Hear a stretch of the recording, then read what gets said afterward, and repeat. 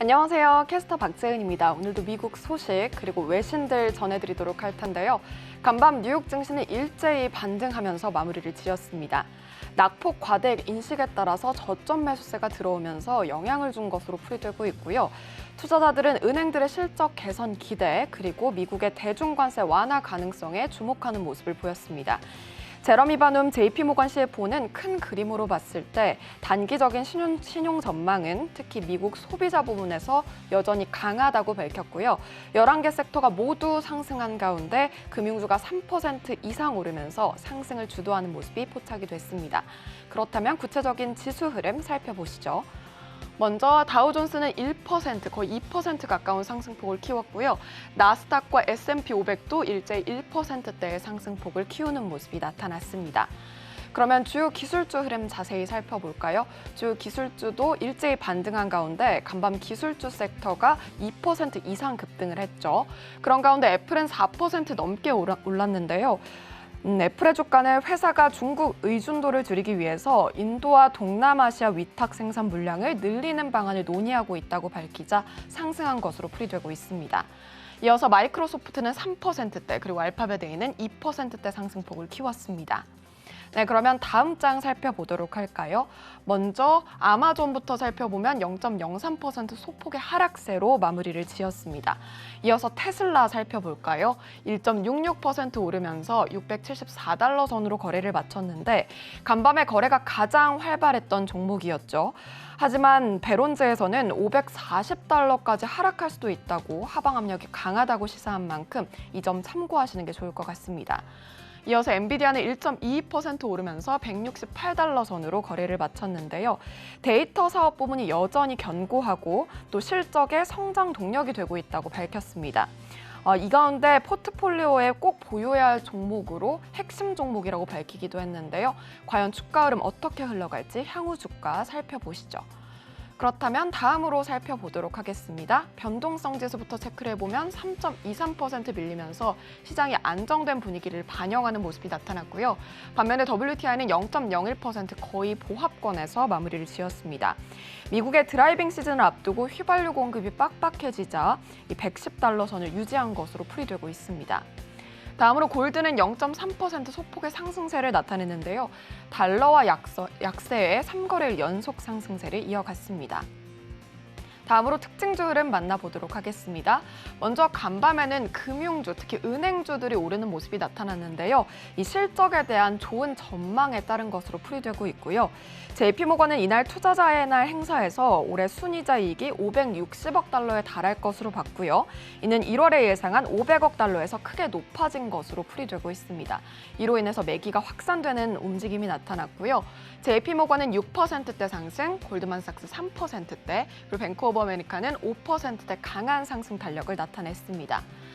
그럼 이어서 다른 섹터도 살펴보도록 할까요? 먼저 VM웨어는 24% 간밤에 가장 많이 오른 종목으로 확인이 되고 있는데요.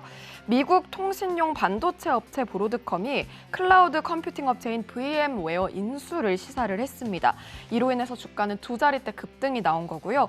브로드컴의 주가는 반면 3%대 하락세를 연출을 했습니다. 이어서 로스도 살펴보면 9.57% 오르면서 S&P 500 종목 중에 가장 많이 올랐는데요. 로스 스토어스의 EPS 및 매출 실적이 저조했고 이익률 하방 압력이 계속되고 있다고 설명했지만 주가는 상승하면서 마무리를 지었습니다. 이어서 갭은 5.49% 크게 밀리면서 간밤 가장 많이 밀린 종목으로 확인되고 있습니다. 시티그룹은 갭의 목표 주가를 13달러에서 8달러로 낮추고 중립에서 매도로 하향 조정하면서 간밤 가장 많이 밀린 것으로 확인되고 있습니다. 네, 이렇게 특징주 흐름까지 만나봤고요. 간밤에 나왔던 따끈따끈한 외신들 살펴보도록 하겠습니다.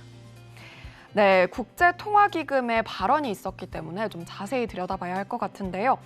IMF says global economy faces confluence of calamities and biggest test since World War II.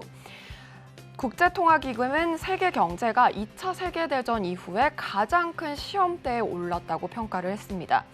23일 현지 시간 CNBC에 따르면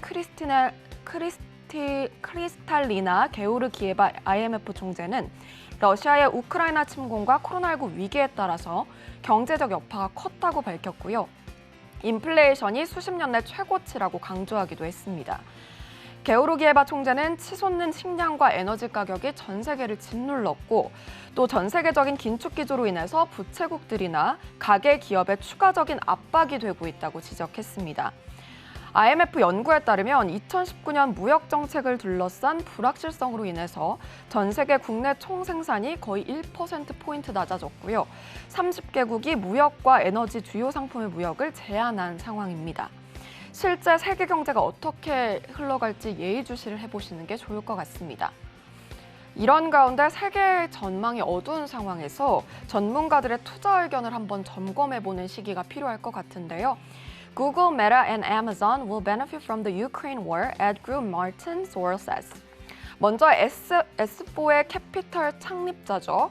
이 발언이 있었기 때문에 좀 점검을 해봐야 할 것 같은데 러시아 우크라이나 전쟁이 미 3대 빅테크 기업이죠. 알파벳, 메타, 아마존의 호재로 작용할 것을 시사를 했습니다. 특히 사이버 전쟁 여건으로부터 수혜를 누릴 거라면서 3사의 사이버 보안 시스템은 세계 선두를 자랑한다고 강조했는데요. 한편 시티의 한 주식 전략가는 미 연준의 기준금리 인상 사이클이 진행되고 경기 침체가 우려되는 시기에 고퀄리티 종목에 집중하라고 밝혔습니다. 고퀄리티 종목은 사업 모델 안정성을 지니고 있고 이러한 특성은 매크로 불확실성에도 불구하고 타 종목 대비 높은 수익을 제공할 것으로 봤는데요. 특히나 강조된 부분은 커뮤니케이션 섹터 내의 알파벳, 그리고 경기 소비재 섹터 내의 홈디포, 그리고 IT 섹터 내의 마스터카드 등을 제시를 했습니다. 추가적으로 세븐스포트 리서치의 창립자 투자 의견도 보도록 할 텐데요. 미국 소매업체들의 이익률 하방 압력이 커지고 있다고 언급을 했습니다. 이는 미국 경제 전망을 심각하게 악화시키는 중요한 문제점이라고 경고한 만큼 실제 투자 방향 좀 살펴보셔야 할 것 같고요. 앞으로의 주가 흐름도 예의주시해 보시는 게 좋을 것 같습니다. 마지막 기사 살펴보도록 하겠습니다. 최근에 이제 나온 소식들이 있었는데 미국 반도체 제조업체 브로드컴이 VM웨어 인수를 논의 중이라고 소식통이 전했습니다. Chipmaker Broadcom in talks to acquire VMware for $60 billion, sources. 네, 소식통에 따르면 두 회사의 협상이 결렬되지 않는 이상 브로드컴이 현금과 주식을 이용해 VM웨어를 인수할 거라고 했는데요. 대리 VM웨어를 분사한 지 약 6개월 만입니다. VM웨어는 대기업이 자체 프라이빗 네트워크와 공공 클라우드 서비스를 섞어 사용하는 하이브리드 클라우드 시장에서 입지가 굳건한 업체인데요. 시가총액이 약 400억 달러에 달합니다. 한편 브로드컴은 기업 인수를 통해 성장한 반도체 업체로서 최근에는 기업 소프트웨어 시장에서도 입지를 강화하기 위해 모색해 왔는데요. 브로드컴의 시가총액은 2,220억 달러입니다. 브로드컴의 VM웨어 인수 배경에 클라우드 컴퓨팅 수요의 폭발적인 증가가 있었는데요. 다만 최근 주식시장의 침체에 따른 주가 하락이 거래 성사나 자금 조달을 어렵게 할 수 있기 때문에 향후 관련 소식과 그에 따른 반도체 관련주의 흐름까지 살펴보시면 좋을 것 같습니다. 지금까지 외신까지 만나봤습니다.